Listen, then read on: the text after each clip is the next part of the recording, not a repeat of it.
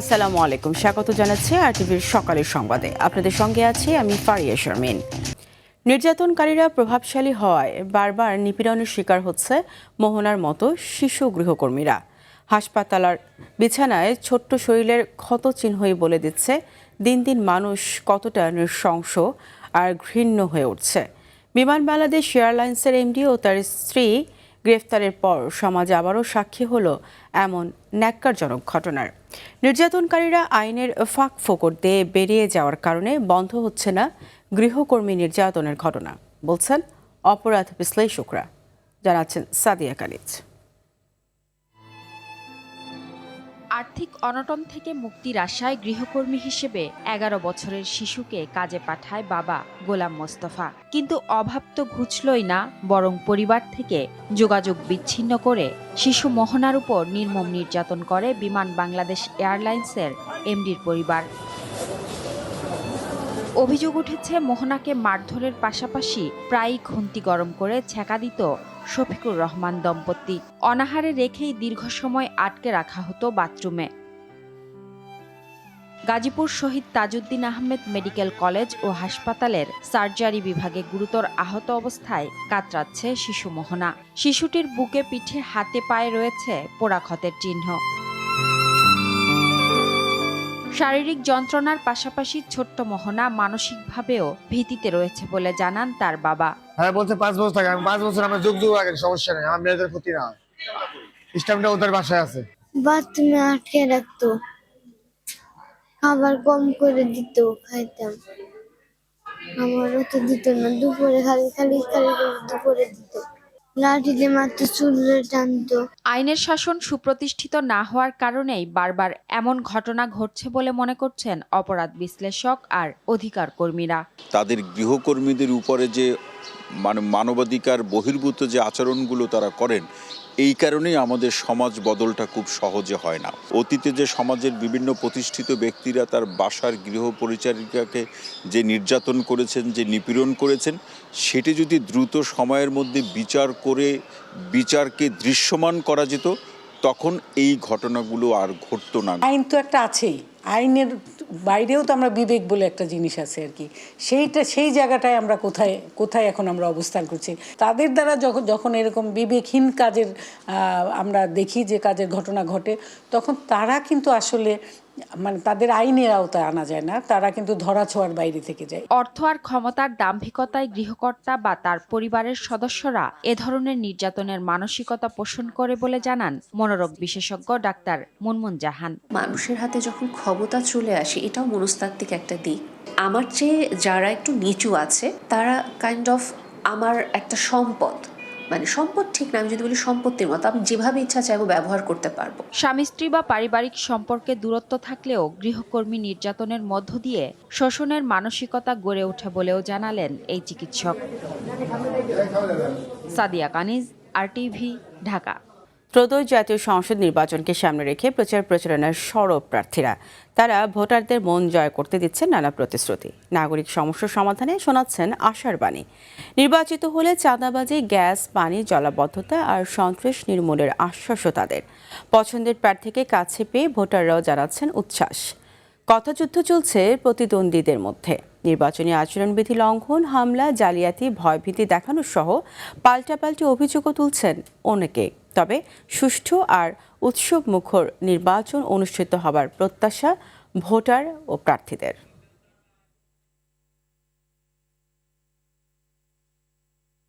দর্শক, সকাল থেকে রাজধানীর বিভিন্ন এলাকায় নির্বাচনী প্রচারের খবর সংগ্রহে রয়েছেন আমাদের সহকর্মী আব্দুর রহিম ও দীপ্তচন্দ্র পাল। শুরুতে আমরা চলে যাচ্ছি দীপ্তচন্দ্র পালের কাছে। দীপ্ত, আপনি নিশ্চয়ই জুরাইন আছেন, আমরা যতটুকু জেনেছি, তো সেখানকার নির্বাচনী আমেজের চিত্র আমাদের কাছে তুলে ধরবেন। ফারিয়া, যেমনটি বলছিলেন যে নির্বাচন যত ঘনিয়ে আসছে প্রচার প্রচারণার মাঠ কিন্তু ততটাই সরগরম হচ্ছে এবং আপনি জানেন আজকে 5ই ফেব্রুয়ারি আর মাত্র 5 দিন পরেই এই প্রচারের যে সীমাবদ্ধতা সেটি কিন্তু হয়ে যাবে যে 10ই ফেব্রুয়ারি রাত 12টার পরে কিন্তু আর প্রচার করতে পারবে না প্রার্থীরা। তো এই 5 দিনে প্রার্থীরা কিন্তু ব্যস্ত সময় পার করছে, তারা ভোটারদের দ্বারে দ্বারে যাচ্ছেন এবং তাদের যে উন্নয়নের ফিরিস্তি সেটি কিন্তু দিচ্ছেন। আমরা এখন রয়েছি ঢাকা 4 আসনের যে জুরাইন বাজার এলাকায়। এখানে কিন্তু যে জামাত ইসলামের যিনি প্রার্থী রয়েছেন সৈয়দ জয়নুল আবেদিন, তিনি কিন্তু সকাল থেকেই গণসংযোগে নেমেছেন এই বাজার এলাকায়। আমরা যদি একটু তার সঙ্গে কথা বলার চেষ্টা করি, একটু বলবেন যে এই নির্বাচনকে ঘিরে মানে নির্বাচনী পরিবেশ নিয়ে আপনার কোনো অভিযোগ আছে কিনা একটু বলুন। আসসালামু আলাইকুম রহমতুল্লাহ। এমনিতে তো বাংলাদেশের বিভিন্ন জায়গায় নানান ধরনের ঘটনা ঘটেছে, আপনারা জানেন। শেরপুরে আমাদের এক ভাইকে হত্যা করা হয়েছে, আরও তিনজন ভাই আশঙ্কাজনক অবস্থায় আছে। আমি যদি ঢাকা 4-এর কথা বলি, ঢাকা 4-এর পরিবেশটা মোটামুটি ভালো ছিল, কিন্তু বিগত 3-4 দিন আগে আমাদের 52 নম্বর ওয়ার্ডে আমাদের 2 বোনের উপরে 2 দিন আক্রমণ করা হয়েছে। এই জন্য আমরা শঙ্কিত। আমরা খুবই প্রত্যাশা করছিলাম যে এই নির্বাচনটা হবে অবাধ, সুষ্ঠু, নিরপেক্ষ এবং উৎসবমুখর পরিবেশে মানুষ ভোট দিতে পারবে, কিন্তু তার কিছু আশঙ্কা আমরা দেখছি যে এই পরিবেশটা সর্বশেষ নিশ্চিত করতে পারবেন কিনা। বিশেষ করে আপনারা জানেন অবৈধ অস্ত্র উদ্ধার, সন্ত্রাসীদের গ্রেপ্তার, কালো টাকার ব্যবহার, এ ব্যাপারে যেভাবে ব্যবস্থা গ্রহণ করা দরকার ছিল এটা আমরা নির্বাচন কমিশনার প্রশাসনের পক্ষ থেকে দেখছি না। এই জন্য আমরা এখনও আশঙ্কা করছি যে নির্বাচন শেষ মুহূর্তে এসে কি দাঁড়াবে। তা আমরা সকল রাজনৈতিক দলের প্রতি আহ্বান জানাচ্ছি, মানুষের প্রতি ক্ষোভ আছে যে দীর্ঘদিন পর্যন্ত 15 বছর পর্যন্ত তারা ভোট দিতে পারেনি। শুনছিলেন ফারিয়া, তিনি কিন্তু জানাচ্ছিলেন যে নির্বাচনের পরিবেশ নিয়ে আসলে অনেকটাই শঙ্কিত রয়েছে, কারণ সরকারের যেভাবে পদক্ষেপ নেওয়া দরকার ছিল সেটি কিন্তু নিতে পারেনি। এবং আরেকটি বিষয় বলে রাখি, তিনি যেটি কিছুক্ষণ আগেই জানিয়েছেন, নির্বাচিত হলে এই এলাকা আপনি জানেন একটি গুরুত্বপূর্ণ এলাকা, এখানে নানাবিধ সমস্যা রয়েছে, সেই সমস্যার সমাধানে কাজ করবে। আমাদের আরেক সহকর্মী উত্তরে রয়েছেন ঢাকা 14 আসনে মিরপুর 1 নম্বর আব্দুর রহিম। আমরা এখন চলে যাচ্ছি তার কাছে। আব্দুর রহিম। জি দীপ্ত, যেমনটি বলছিলেন আমি রয়েছি মিরপুর 1 এলাকায়, দক্ষিণ বিসিল এলাকায় কিন্তু কিছুক্ষণ এর মধ্যে হয়তো নির্বাচনী প্রচারণায় আসবেন জামাত সমর্থিত যে প্রার্থী রয়েছেন ব্যারিস্টার আরমান, তিনি কিন্তু এখানে আসার কথা রয়েছে এবং এলাকায় তিনি একটি নির্বাচনী ক্যাম্প উদ্বোধন করবেন বলে আমরা জানতে পেরেছি। এছাড়াও কিন্তু এলাকায় প্রচারণার কথা রয়েছে সানজিদা ইসলাম তুলির, বিএনপি সমর্থিত প্রার্থী, এবং এছাড়াও কিন্তু প্রার্থীরা তাদের নিজ নিজ যে ইস্তেহার, তাদের যে প্রতিশ্রুতি তারা কিন্তু দিচ্ছে এবং সকাল থেকেই তারা ব্যস্ত সময় পার করছে নির্বাচনী প্রচারণায়। আমরা হয়তোবা আর কিছুক্ষণ পরে হলে হয়তোবা প্রার্থীদেরকে আমরা কথা বলতে পারতাম সরাসরি, কিন্তু তারা কিছুক্ষণ লেট করার জন্য কিন্তু আমরা এটা পারি নাই। তবে যেমনটি বলছেন এই এলাকায় যেই ড্রেনের সমস্যা রয়েছে, এই ড্রেনের সমস্যা এবং বেকারদের যে বেকার সমস্যা রয়েছে সেই সমস্যাগুলো কিন্তু তারা ফুটিয়ে তুলছেন এবং তাদের যে প্রতিশ্রুতি সেই প্রতিশ্রুতি তারা দিচ্ছেন, ভোটারদের দ্বারে দ্বারে যাচ্ছেন এবং ভোটাররা কিন্তু উচ্ছ্বসিত হচ্ছে। তো সব মিলিয়ে বলা যায় যে নির্বাচনী আমেজ কিন্তু ফুটে উঠেছে এই এলাকায়। তো আমরা পরবর্তী সংবাদে হয়তো আরও জানাতে পারবো। তো এই ছিল আমার কাছে সর্বশেষ। ফারিয়া। দীপ্ত এবং রহিম, আপনাদের দুজনকে অসংখ্য ধন্যবাদ। নির্বাচনী প্রচারের অংশ হিসেবে আজ উত্তরবঙ্গে সফরে যাচ্ছেন জামায়াতের আমির ডক্টর শফিকুর রহমান। এর মধ্যে নওগাঁ, চাঁপাইনবাবগঞ্জ, রাজশাহী, নাটোরে নির্বাচনী জনসভায় বক্তব্য রাখবেন তিনি। বেলা 11টার দিকে নওগাঁ শহরের এটিএম মাঠে জনসভায় তার উপস্থিত হওয়ার কথা রয়েছে। এর মধ্যে সমাবেশস্থলে আসতে শুরু করেছেন কর্মী সমর্থকরা। সমাবেশ ঘিরে কঠোর নিরাপত্তা ব্যবস্থা রেখেছে প্রশাসন।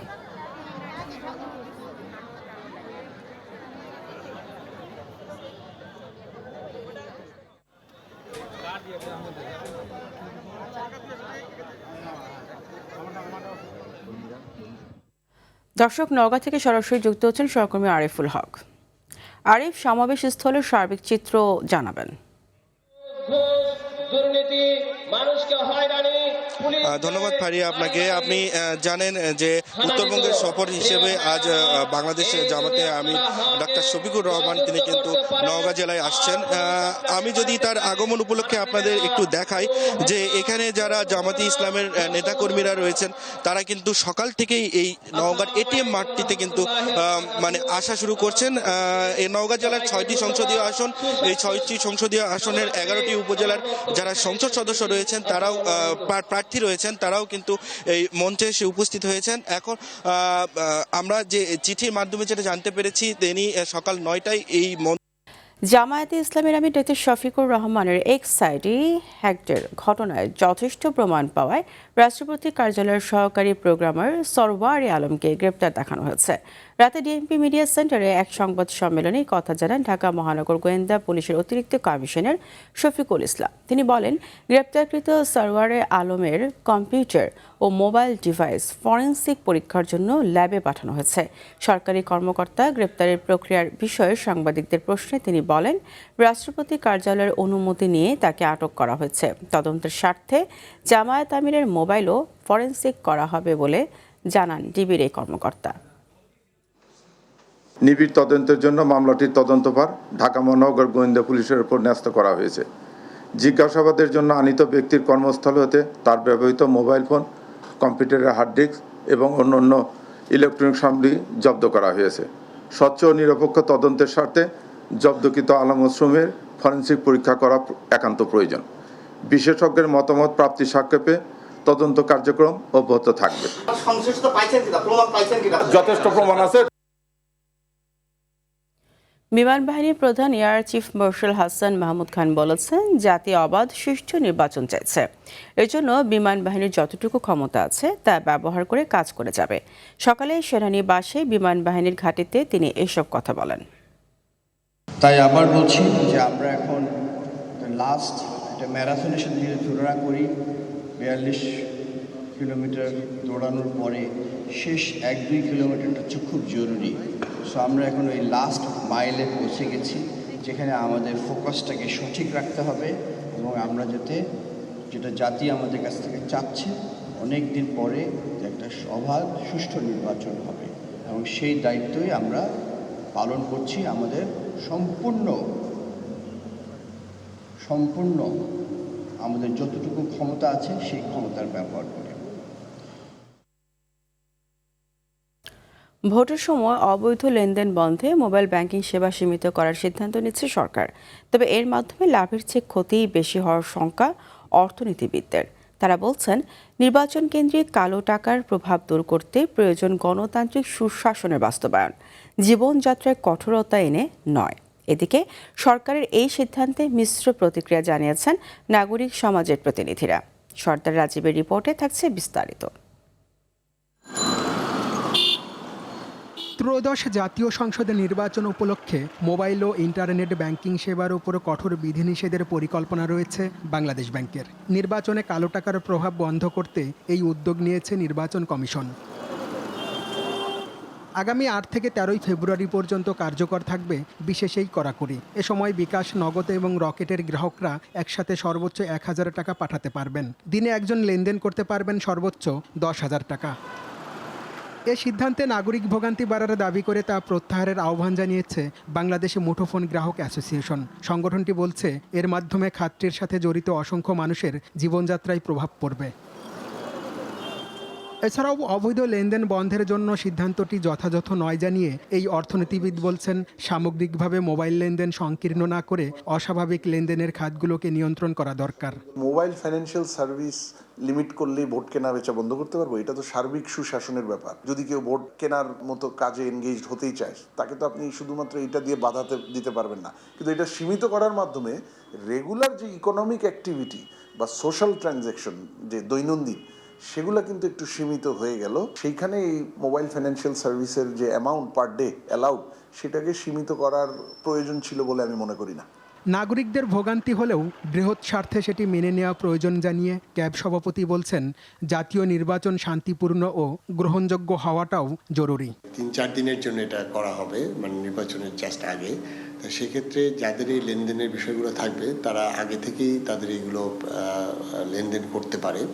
কারণ হলো যে নির্বাচন তো আমাকে সুষ্ঠুভাবে করতে হবে। বিকাশে বা নগদে টাকা লেনদেনের এটা সীমিত করার ফলে ভোক্তার ভোগান্তির থেকে বরঞ্চ সবচেয়ে ইম্পর্টেন্ট হলো যে এবারে যেন টাকা দিয়ে ভোট কেনা না হয়, এটা আরও বেশি ইম্পর্টেন্ট। বর্তমানে মোবাইল ব্যাংকিং সেবার গ্রাহকরা দিনে 50টি লেনদেনের মাধ্যমে সর্বোচ্চ 50,000 টাকা পর্যন্ত লেনদেন করতে পারেন। সর্দার রাজীব, RTV, ঢাকা। আজ থেকে মাঠে গড়াচ্ছে অদম্য বাংলাদেশ টি-20 কাপ। বিশ্বকাপে অংশ নিতে না পারায় ক্রিকেটারদের অপ্রত্যাশিত অবসরকে কাজে লাগাতে জাতীয় দল ও তার আশপাশে থাকা ক্রিকেটারদের নিয়ে সংক্ষিপ্ত এই টুর্নামেন্টের আয়োজন করেছে বিসিবি। 3 দলের টুর্নামেন্টে মিরপুর শেরে বাংলা স্টেডিয়ামে উদ্বোধনী ম্যাচে সন্ধ্যা 6টায় আকবর আলীর দুরন্ত একাদশের মুখোমুখি হবে লিটন কুমার দাসের ধূমকেতু। এদিকে অসুস্থতার জন্য এই টুর্নামেন্ট থেকে ছিটকে গেছেন তাসকিন আহমেদ। বিস্তারিত জানাচ্ছেন মুমসাদ্দিন নুরি। জাতীয় লীগ টি-20 ও বিপিএল এরই মধ্যেই দুটি টি-20 আসর মাঠে গড়িয়েছে এই মৌসুমে। বিশ্বকাপে অংশ না নেওয়ায় আপাতত টি-20তে বড় কোনো চ্যালেঞ্জ নেই টাইগারদের সামনে, তাই ক্রিকেটারদের সামনে এখন অখণ্ড অবসর। বিসিবির এই নয়া আয়োজনকে ড্যামেজ রিপেয়ার বলছেন ধূমকেতু দলের কোচ মোহাম্মদ সালাউদ্দিন। প্রত্যেকটা দিনই আমার কাছে মনে হয় একটা অপরচুনিটি, সেটা কারোর জন্য হয়তো কেউ যদি এটা খুব সিরিয়াসলি নেয় তার জন্য এটা একটা বড় অপরচুনিটি, কেউ যদি সিরিয়াসলি না নেয় তার জন্য হয়তো ডাউনফলও হতে পারে। 3 দলের এই টুর্নামেন্টের স্কোয়াডে চোখ রাখলেই বোঝা যায় লিটন, তামিম, রিশাদ, মুস্তাফিজদের ধূমকেতু একাদশটি মূলত জাতীয় দলের প্লেয়ারদের নিয়েই সাজানো। টুর্নামেন্টে চ্যাম্পিয়ন হওয়ার বাড়তি কোনো চাপ রয়েছে কিনা এমন প্রশ্নের জবাবে সালাউদ্দিন বলছেন, যেহেতু আমরা ওয়ার্ল্ড কাপের একটা প্রিপারেশনের জন্য আমরা অনেকদিন একসাথেই ছিলাম, তো আমার মনে হয় ওইভাবে টিমটা রাখা হয়েছে যে তারা আসলে টিম করে। ছেলেরা যেন প্রতিটা দিন তাদের ইমপ্রুভমেন্টের দিকে খেয়াল রাখে, এজ এ কোচ আমার সেটাই দায়িত্ব। পারফরমেন্স দিন সেটা আসবে কি আসবে না সেটা পরে। এদিকে ধূমকেতুর পোলার অপোজিট হান্নান সরকারের দুরন্ত। জাতীয় দলের পাইপলাইনে থাকা প্লেয়ারদের নিয়ে সাজানো দুরন্ত টুর্নামেন্টের সবথেকে তরুণ দল। দলে রয়েছেন অনূর্ধ্ব 19 দলের এক ঝাঁক ক্রিকেটার। কাগজে কলমে শক্তিশালী তত্ত্বে বিশ্বাসী নন হান্নান। নিজের দলের উপর পূর্ণ আস্থা রেখেই আন্ডারডগ হিসেবে চ্যাম্পিয়ন হওয়ার লক্ষ্য তার। চ্যাম্পিয়ন হওয়ার স্বাদ নেওয়ার এক্সপিরিয়েন্স কিন্তু প্রতিটা প্লেয়ারের রয়েছে এই দলে। সেটা ওয়ার্ল্ড কাপ চ্যাম্পিয়ন হতে পারে, ডিপিএল হতে পারে, আন্ডার-19 এশিয়া কাপ হতে পারে। প্রতিটা জায়গায় চ্যাম্পিয়নশিপের যে একটা তৃপ্তি, সেটা কিন্তু সবার পাওয়ার এক্সপিরিয়েন্স রয়েছে। সো নিশ্চিতভাবেই তারা সেই চ্যাম্পিয়নশিপের তৃপ্তিটা আরেকবার পেতে চায় ডিফারেন্ট একটা জায়গায়। সো চ্যাম্পিয়ন হওয়ার জন্য আমরা খেলবো। পয়েন্ট তালিকার শীর্ষ 2 দল 9 ফেব্রুয়ারি মুখোমুখি হবে ফাইনালে। মুমসাদ্দিন নুরি, RTV, ঢাকা। চট্টগ্রাম বন্দরে new mooring container terminal NCT পরিচালনায় বিদেশি কোম্পানির সঙ্গে চুক্তির প্রতিবাদে অনির্দিষ্টকালের কর্মবিরতি চলছে। বন্দর শ্রমিক কর্মচারীরা এই ধর্মঘটের ডাক দেয়। এর আগে গত শনিবার থেকে প্রতিদিন 8 ঘন্টা করে কর্মবিরতি পালন করে আসছিল তারা। তবে দাবি পূরণ না হওয়ায় গতকাল থেকে অনির্দিষ্টকালের কর্মবিরতির ঘোষণা দেওয়া হয়। শ্রমিকদের অভিযোগ, বন্দরের নিজস্ব অর্থায়নে তৈরি স্বয়ংসম্পূর্ণ NCT একটি লাভজনক টার্মিনাল হওয়ার পরও বিদেশি কোম্পানি পরিচালনার জন্য ছেড়ে দেওয়ার উদ্যোগ নেওয়া হয়েছে। এদিকে শ্রমিকদের কর্মবিরতির ফলে প্রায় স্থবির হয়ে পড়েছে বন্দর। এ বিষয়ে আরও জানাতে চট্টগ্রাম বন্দর থেকে সরাসরি যুক্ত হচ্ছেন সহকর্মী সাইফুল মাহমুদ। সাইফুল, চট্টগ্রাম বন্দরের বর্তমান পরিস্থিতি কেমন দেখছেন এবং এই যে এই পরিস্থিতি রোজার আগে যে সৃষ্টি হয়েছে এতে শ্রমিক ও ব্যবসায়ীরা কি বলছেন? জি ফারিয়া, আসলে যেমনটি বলেছেন, আজ টানা 6 দিনের মতো কিন্তু আসলে চট্টগ্রাম বন্দরের ধর্মঘট অতিবাহিত হচ্ছে। গতকাল থেকে কিন্তু আসলে একটু ভিন্ন ধরনের ঘটনা ঘটেছে। গতকাল রাত 8টা থেকে বন্দর কর্তৃপক্ষ তারা তাদের যতগুলো গেট ছিল সবগুলো গেটে কিন্তু তালা ঝুলিয়ে দিয়েছে, যাতে বন্দরের ভিতরে কেউ আর প্রবেশ করতে না পারে। এখন কিন্তু দুই পক্ষই কিন্তু মুখোমুখি অবস্থানে নিয়েছেন। যারা আন্দোলন করতেন তারা কিন্তু বন্দরের ভিতরে প্রবেশের চেষ্টা করছিলেন। এখানে পুলিশ এবং সেনাবাহিনী কিন্তু দাঁড়িয়ে আছে যাতে ভিতরে কেউ প্রবেশ করতে না পারে সেই জন্য। তবে এখানে যারা বন্দর আন্দোলনকারী আছে তারা বললেন আসলে তারা কোনোভাবেই কিন্তু আসলে এই বন্দর বিদেশিদের হাতে দিবে না এবং তারা কিন্তু রক্ত দিতে প্রস্তুত। এরপরও তারা কিন্তু আসলে এই বন্দর কারো হাতে দিতে দিবে না। এবং একই সাথে আজ 10টার সময় উপদেষ্টা একটি বৈঠক ডেকেছেন। সেই বৈঠকে কিন্তু আসলে বন্দর ব্যবহারকারী এবং বন্দর চেয়ারম্যান, বন্দর সচিব, বন্দর ঊর্ধ্বতন কর্মকর্তারা থাকবেন বলে জানিয়েছেন। তবে যারা আন্দোলন করছেন তাদেরকে কিন্তু আমন্ত্রণ জানানো হয়নি বলে তারা অভিযোগ করেছেন। একটি বিষয় জানিয়ে রাখি, সেটি হচ্ছে যে বন্দর সাধারণত স্বাভাবিক নিয়মে চললে সেখানে প্রতিদিন 2 থেকে 2.5 হাজার কন্টেইনার পণ্যবাহী কন্টেইনার কিন্তু রপ্তানি হয়ে থাকে। লাগাতার কর্মবিরতির কারণে আসলে গতকাল বুধবার পর্যন্ত চট্টগ্রাম বন্দর থেকে একটি কন্টেইনারও রপ্তানি হয় না। আন্দোলনকারীদের বাধার মুখে কোনো জাহাজ বন্দর যেটি ছেড়ে যেতে না পারায় কোনো পণ্য রপ্তানি হয়নি। লাগাতার কর্মবিরতির কারণে রপ্তানি না হওয়ায় বন্দর চরম ভোগান্তিতে পড়েছে এবং জেডিতে থাকা 10,000 জাহাজ বেসরকারি ডিপোতে আটকে আছে প্রায় 13,000 একক পণ্যবাহী কন্টেইনার। আসলে এই কন্টেইনার যেগুলি আসলে রপ্তানির জন্য রাখা হয়েছে সেগুলির মূল্য কিন্তু 66 কোটি ডলার বা 8,000 কোটি টাকার পণ্য। এই 8,000 কোটি টাকার পণ্য কিন্তু আসলে বিদেশে রপ্তানি করতে না পারলে কিন্তু বড় ধরনের একটি ধস নামবে বলে অর্থনীতিতে মনে করছেন। তবে এখানে কিন্তু এই মুহূর্তে কিন্তু দুই পক্ষই মুখোমুখি অবস্থান নিয়েছেন। যেহেতু উপদেষ্টা সাখাওয়াত 10টায় বৈঠক করবেন, এরপরে আসলে কি হয় বোঝা যাবে।